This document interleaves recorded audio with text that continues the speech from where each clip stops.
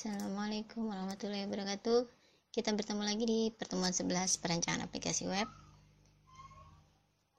Lalu aplikasi web ini nanti akan kita menetapkan tampilan, estetika, struktur, fungsional, dan navigasi. Penting sekali perancangan web ini bagi desainer karena kualitas memang terlihat dari perancangan webnya. Semakin bagus webnya, maka kualitasnya semakin oke. Biasanya seperti itu. Lalu sebelum pengujian juga dibuat model, dan yang ketiga, end user ini berjumlah tidak dapat diprediksi ya, berjumlah besar. Langkah-langkah web design, yang pertama merancang isi itu isinya apa dulu, kalau diary tentang diary.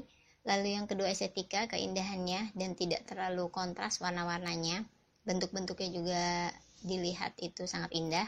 Yang ketiga adalah perancangan arsitektural. Perancangan arsitektural ini adalah fokus pada menu atau arsitektur, gayanya, bisa vertikal, bisa horizontal. Yang keempat antar muka ini mudah dipahami. Lalu struktur navigasi ini menu-menu. Lalu yang keenam komponen ini berkaitan dengan fungsionalnya, apakah berfungsi dengan kata-kata atau dengan sesuai perancangannya. Ini desain yang sulit untuk dimengerti karena ada teks, image, dan tidak jelas di tengahnya itu apa. Lalu sifat-sifat aplikasi web, kalau kalian lihat aplikasi web ini biasanya jaringannya padat karena usernya banyak, tidak dapat diprediksi. Lalu kinerjanya bisa lemot karena user banyak dan banyak data-data. Kalau kalian mungkin mengklik button atau salah satu link, itu keluar data-data dari database. Kalian mau membutuhkan apa juga tersedia. Lalu aman dan estetika, keindahannya itu ya biasanya web-web tersebut enak untuk dipandang. Kualitas perancangan web yang pertama aman, dan tidak banyak orang yang tahu ketika kita login tidak ada hack atau cracker yang mengetahui password kita dan user. Yang kedua ketersediaan. Ketersediaan ini adalah kalian ingin membutuhkan informasi apa itu tersedia.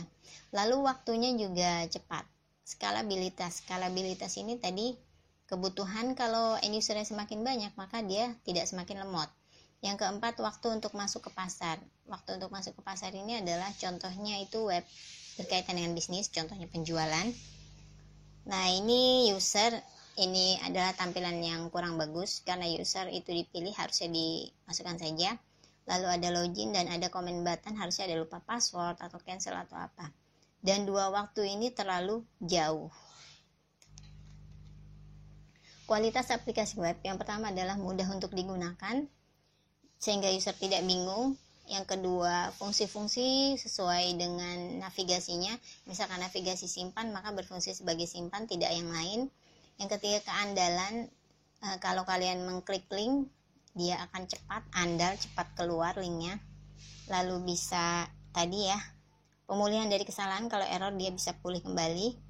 Dan contoh ini ada notifikasi jika login password salah, itu ada umpan baliknya. Lalu efisien ini waktu tanggap, loadingnya cepat. Yang kelima ini mudah memelihara. Kalau misalkan si developer atau programmer ingin mengedit si webnya, itu mudah untuk diedit. Sasaran perancangan web yang baik yang pertama sederhana. Sederhana ini fungsi-fungsinya atau navigasinya mudah dipahami. Yang kedua konsisten dengan terutama kata-kata ya. Isinya juga harus konsisten, kalau diary tentang diary. Yang ketiga identitas, sama mirip dengan konsisten. Identitas apa dibuat web tersebut, contoh identitasnya penjualan, maka isinya semua barang-barang yang dijual. Yang keempat tangguh, isi dan fungsinya relevan. Jadi tangguh ini mirip juga dengan identitas, sesuai dengan kebutuhan user. Kalau penjualan ya penjualan. Lalu yang kelima kemudahan melakukan navigasi, kalau diklik itu cepat. Tampilannya juga intuitif, bagus, mudah diramalkan, contohnya simpan, pasti fungsinya untuk menyimpan. Yang keenam daya tarik visual berhubungan dengan estetika interface.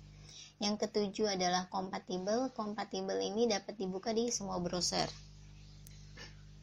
Ini contoh desain web yang dapat diusulkan, yang bagus karena kita dapat mudah memahaminya. Lalu perancangan antarmuka, sasarannya adalah kalau kalian merancang antarmuka itu sasarannya yang paling penting adalah memandu sebagai panduan user jika user bingung bisa lihat antarmuka atau interface-nya sehingga mengetahui fungsionalitas masing-masing sehingga tidak membingungkan kembali.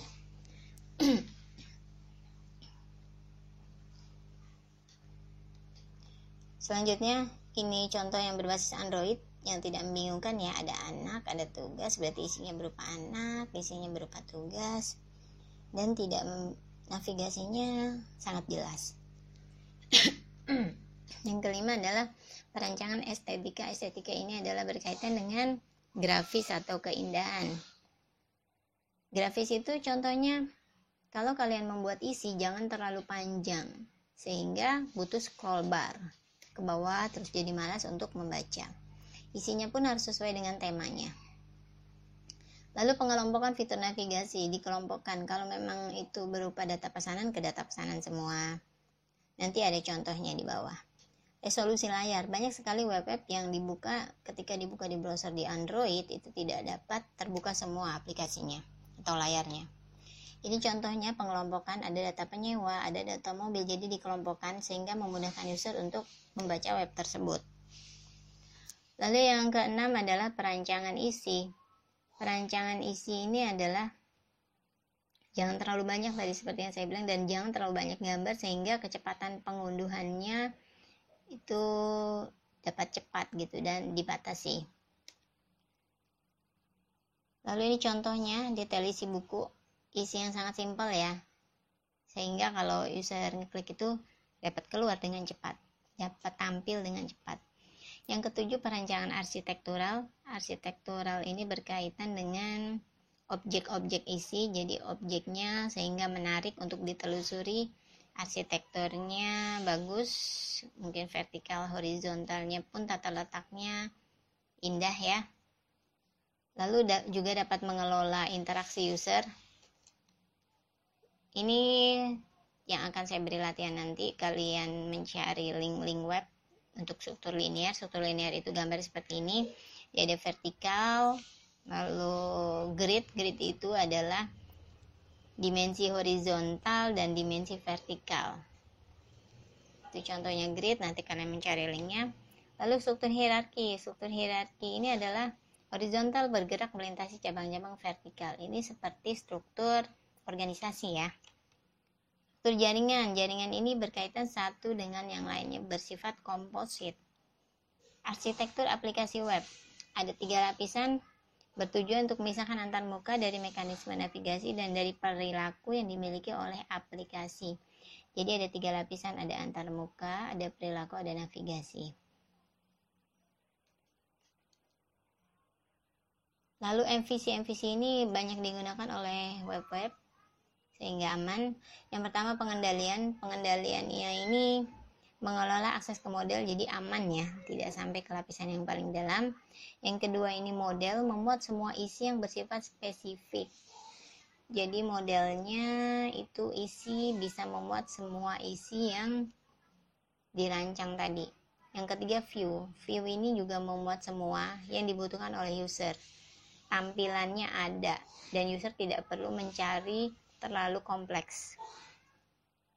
Rancangan navigasi yang pertama ada semantik ini isinya informasi, lalu informasi ini saling berkolaborasi dengan navigasi. Contohnya tadi button, ada navigasi button, lalu informasinya adalah simpan, berarti menyimpan data. Contohnya juga bisa digunakan di use case, digambarkan oleh use case. Semantik ini kita sudah pernah belajar. Lalu ada sintak navigasi, ada link, kalian tahu link bisa diklik ya, bisa berupa teks, icon, tombol pilihan dan lain-lain. Lalu ada bar, ada kategori, bar ini biasanya kategori. Lalu ada kolom ini adalah ada kolom vertikal, itu isinya menu-menu dan fungsional dan isi utama. Yang keempat ini ada tab ini adalah contohnya seperti di PDF, ini ada tab biasanya kalau ada 2 menu. Dan peta situs, kalau si user bingung dia bisa melihat peta situsnya menu di mana saja.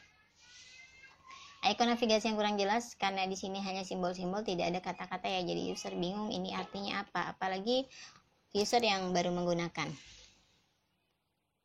Sekian dulu, nanti latihannya ada di GC. Saya akhiri dulu. Wassalamualaikum warahmatullahi wabarakatuh.